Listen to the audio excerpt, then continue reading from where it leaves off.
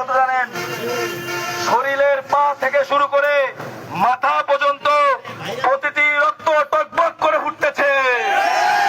সংগ্রামী ভাইয়ের আমার, আপনারা সবাই জানেন খুলনা 1 আসনে ঘাটায় ডাকবে ইসলামী আন্দোলনের বাংলাদেশের মহিলা কর্মীরা আজকে ভোট চেতে বের হয়েছিল।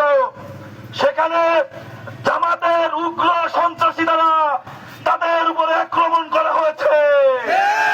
সংগ্রামী ভাইয়ের আমার, আমরা তীব্র নিন্দা এবং প্রতিবাদ জানাই।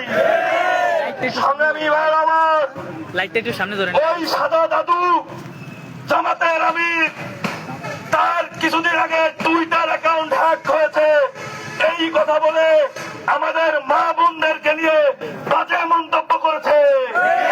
তারপর আবার বলে আমাদের এক্স অ্যাকাউন্ট হ্যাক হয়েছে।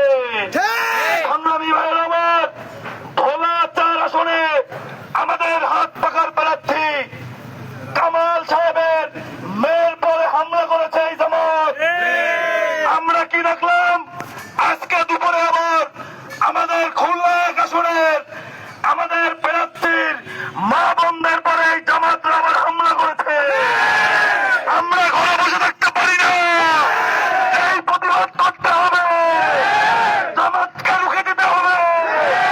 সংগ্রামী ভাইরা আমার, আমাদের লক্ষ্য উদ্দেশ্য বাঁচলে গাজী মরলে শহীদ।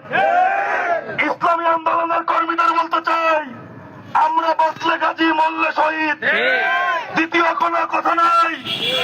যদি আমাদেরকে এই প্রতিবাদ করতে চায়, শহীদ হতে হয়, আমরা তাদেরকে ওয়েলকাম জানাবো। কেন? আমাদের ইমানি চাওয়া তারা সহজে করে দিয়েছে।